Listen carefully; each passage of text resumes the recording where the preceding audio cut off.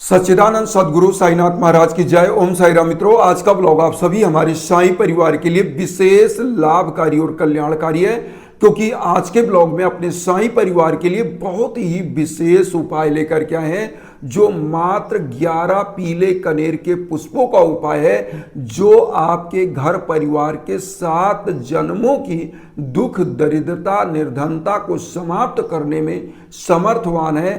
इसके साथ ही साथ आपके घर की भीषणतम बाधाओं को दूर करके यश कीर्त पद प्रतिष्ठा आपके जीवन में निरंतर बढ़ाती है और खुशियां आपके घर में एकदम से प्रवेश करती हैं।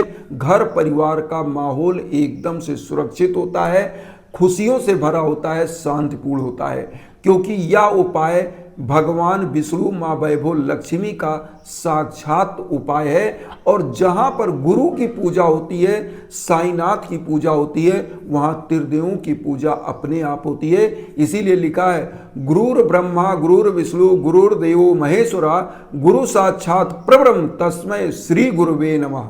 ये गुरु के लिए आराधना की गई है। गुरु को न ब्रह्मा विष्णु महेश के रूप में है। तो यह उपाय जहाँ पर भगवान विष्णु होते हैं वहाँ माँ वैभव लक्ष्मी विराजमान होती है, और जहाँ पर गुरु की पूजा होती है वहाँ त्रिदेव विराजमान होते हैं। तो इसलिए यह पूजा साईनाथ को समर्पित पूजा है, और इस पूजा के द्वारा आपके जीवन में सुख शांति समृद्धि जरूर आती है। तो आइए जानते हैं इस उपाय को किस दिन करना है और क्या विधि है। सबसे पहले इस उपाय को गुरुवार को करना है, और ये उपाय क्यों करना चाहिए ये तो आपको बता चुके, लेकिन एक चीज़ और बता दें। जिन घर में युवा बच्चे बच्चियां हैं कंपटीशन इत्यादि में लगातार असफल हो रहे हैं, अगर उनकी माताएं उनके घर परिवार के लोग भी उनके लिए उपाय करते हैं, तो भी उनके लिए उनका गुरु ग्रह मजबूत होता है। और गुरु होता है ज्ञान का ग्रह। गुरु होता है अज्ञान से ज्ञान की ओर ले जाने वाला, अंधकार से प्रकाश की ओर ले जाने वाला। और जहाँ जिसके घर में गुरु की पूजा होती है, जिसकी कुंडली में गुरु मजबूत स्थिति में होता है, उसकी शादी विवाह रोजगार बिजनेस लगातार वह सफलताएं प्राप्त ही करता है, क्योंकि गुरु सात्विक ग्रह है। गुरु हमेशा आपका मार्गदर्शन करता है। और कलयुग में जो गुरु को साध लिया, गुरु की साधना को साध लिया, उसका कल्याण तय है। तो करना क्या है, गुरुवार से इस पूजा को करना है। गुरुवार को कैसे, 11 कनेर के पुष्प की व्यवस्था पहले कर लीजिए। एक नारियल कौन सा, जो मंदिरों में चढ़ाया जाता है, उसको हिला कर देख लिए, उसमें जल होना चाहिए, एक घी का दीप होना चाहिए, एक धूप बत्ती होनी चाहिए। और इतना सब व्यवस्था करने के बाद आप सुबह गुरुवार को ब्रह्म मुहूर्त में उठ करके दैनिक क्रियाकलाप से निवृत्त होकर नहा धो करके श्रद्धा और शबरी जो बाबा का मूल मंत्र है, इसे मन में बैठा करके बाबा के सम्मुख आप भी बैठे। कैसे करना है, अगर आपके पास इटालियन मार्बल की मूर्ति है तो बाबा को त्रिविध स्नान कराएं। त्रिविध का मतलब पहले जल से, फिर दुग्ध से, फिर गंगा जल से। अगर आप पंचामृत बना सकते हैं तो बाबा को सबसे पहले दुग्ध से स्नान, फिर जो है शहद से स्नान, फिर दही से स्नान, फिर शर्करा युक्त दुग्ध से स्नान, फिर गंगा जल से स्नान। इस प्रकार से पंचामृत से भी स्नान करा करके बाबा को बढ़िया सूती कपड़े से पोंछ करके बढ़िया से बाबा का श्रृंगार करिए। मुकुट क्रीट कुंडल बढ़िया से बाबा का वस्त्र सब सजा करके बाबा को पीले आसन पर स्थापित करिए, विराजमान करिए। उसके बाद अष्टगंध का पीला चंदन बाबा के श्री मस्तक पर लगाइए। उसके बाद बाबा के श्री चरणों में चंदन लगाइए, और उसके बाद वही अष्टगंध का चंदन अपने मस्तक पर लगाइए। और शिरडी साईनाथ की अगर उदी है तो उसको अपने मस्तक पर लगा लीजिए। अब यहाँ पर करना क्या है, जो आपने नारियल लिया है, एक पुष्प कनेर का जो 11 पुष्प लिया है उसमें से एक पुष्प लेना है, और एक नारियल वो ले लेना है जो आपने लिया है। और उसके बाद कुछ दक्षिणा। संकल्प में जैसे स्वस्ति वाचन आपको नहीं बोलना है, आप अपनी मनोकामनाओं के लिए आप पूजा कर रहे हैं तो आपको क्या बोलना है, आपको अपनी मनोकामनाएं, जैसे आपके घर परिवार में लगातार बीमारियां चल रही हैं, कष्ट चल रही है, निर्धनता चल रही है, धन का अभाव चल रहा है, बिजनेस व्यापार में दिक्कत चल रही है, युवा बच्चे शादी विवाह में दिक्कत चल रही है, या उनके करियर से संबंधित कोई दिक्कत चल रही है, तो वह सब आप बोल करके और साईनाथ के श्री चरणों में आप बोलेंगे कि प्रभु हमारे घर परिवार को सुखी समृद्धशील करिए, युवा बच्चे बच्चियों की शादी विवाह समय पर कराइए और उनका कैरियर बिजनेस व्यापार उन्हें उन्नत दीजिए और घर परिवार में सुख शांति बनी रहे। ऐसा कह के बाबा के श्री चरणों में नारियल को अर्पित करिए, दक्षिणा और पुष्प को। अब आपको करना क्या है, तो यहाँ पर जब आप संकल्प कर रहे होते हैं तो यहाँ एक काम करिएगा, आप दीप जला देंगे, घी का धूप बत्ती जला देंगे, एक लोटा जल जो रखेंगे थोड़ा चारों तरफ छिड़क देंगे। अब यहाँ पर एक मंत्र का आपको जप करना है, एक माला, ओम रिद्ध सिद्धिदाय नमः।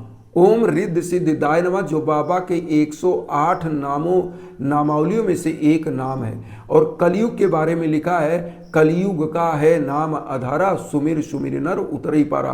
कलयुग में भगवान के नाम का स्मरण कर लेने से ही आप भवसागर को पार कर जाएंगे और इस कलयुग में जहाँ गुरु की पूजा होती है ऐसे घर परिवार सदैव उन्नत की तरफ बढ़ेंगे।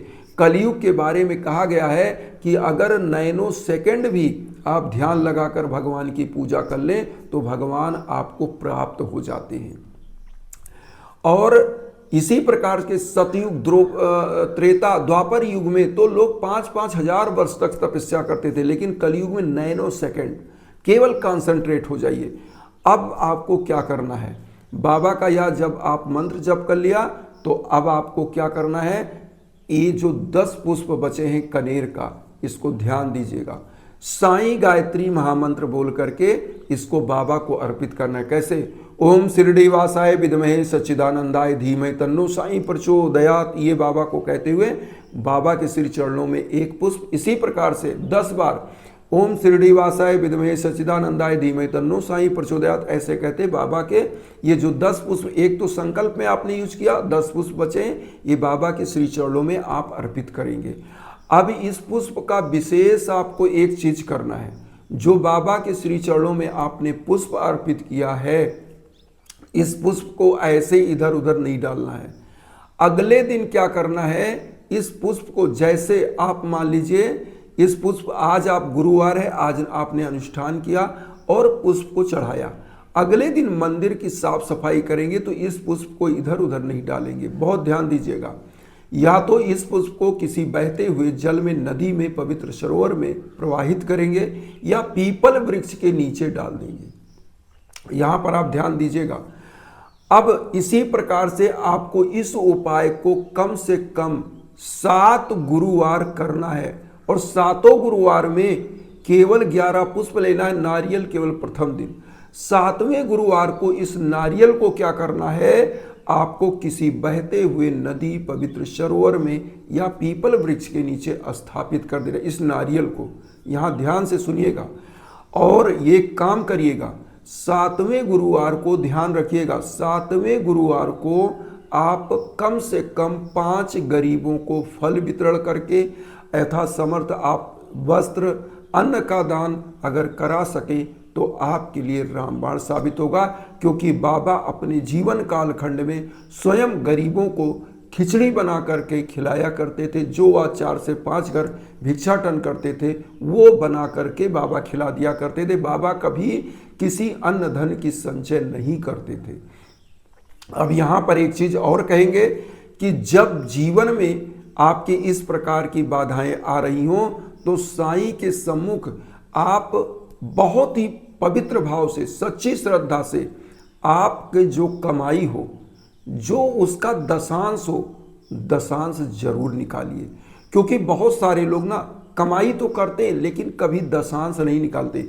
हिंदू परंपरा में अपनी कमाई का दशांश, जैसे मान लीजिए आप 100 रुपये कमाते हैं तो केवल महीने का 10 रुपये, 1000 कमाते तो महीने का 100 रुपये केवल आप इस मद में रखिए, धर्म के मद में, और उसको कहीं गरीबों में वितरण, कहीं कुछ पशुओं को आहार करा दीजिए, कहीं किसी ऐसे नीडी व्यक्ति को वस्त्र का दान, जैसे ठंडक है तो कंबल, स्वेटर वगैरह, या गर्मी है तो उनको कोई चप्पल है, बरसात का सीजन है, जूते, ये सब दान करने से आपके राहु शनि केतु की बाधा भी दूर होती है। वस्त्रों का दान करने से आप समस्त प्रकार के कष्ट, रोगों से मुक्त हो जाते हैं।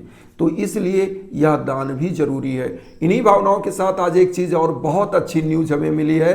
अमेरिका के कैलिफोर्निया से हमारे एक ऐसे बंधु बांधव जो साईनाथ के अनन्य भक्त हैं, जिनके निमित्त यज्ञ आजन हवन हुआ था और उनके बेटे की शादी नहीं हो पा रही थी। बहुत ही समय से वो लोग ट्राई कर रहे थे कि शादी उसकी हो जाए। शादियां बहुत आई, बहुत कट जा रही थी लग के शादी, और अब बेटे की मंगनी हो गई, इंगेजमेंट हो गई है। अभी मुझे कल ही उन्होंने यह न्यूज़ बताया इवनिंग में, तो मैंने सोचा आपको मैं बताऊं।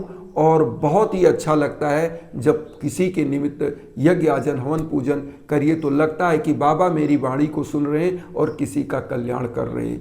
तो मैं तो केवल माध्यम हूँ, करते बाबा हैं। तो आप लोगों से भी यही कहूँगा, अगर जीवन में कोई कष्ट चल रहा है, जैसे पुत्र पुत्रियों की शादी विवाह में दिक्कत, कैरियर से संबंधित दिक्कत, बिजनेस से संबंधित कोई दिक्कत चल रही है, या संतान प्राप्ति की कोई दिक्कत चल रही है, घर में लगातार लड़ाई झगड़ा, ऐसा कला का वातावरण चल रहा है, तो ऐसे समयों में घर परिवार के लिए उनके नाम गोत्र पर संकल्प कराकर यज्ञ आजन हवन जरूर कराइए। आपके घर परिवार का भी कल्याण होगा। इसीलिए हम इंस्टाग्राम का लिंक भी दे रहे हैं और व्हाट्सएप नंबर भी देते हैं। आप निसंकोच जिस प्लेटफॉर्म पर हो निसंकोच कॉल करिए, मैसेज करिए। हमारे लायक जो संभव है जरूर करेंगे। इन्हीं भावनाओं के साथ वसुधैव कुटुंबकम की जो भावना लेकर चलें, उसमें आप सभी लोग चैनल को सब्सक्राइब करके हमें भी अपना परिवार बनाइए। उन बंधु बांधवों तक वीडियो को जरूर शेयर करिए जो किन्हीं कारणों से कष्ट में, दुख में। इसी भावना के साथ ओम साई राम।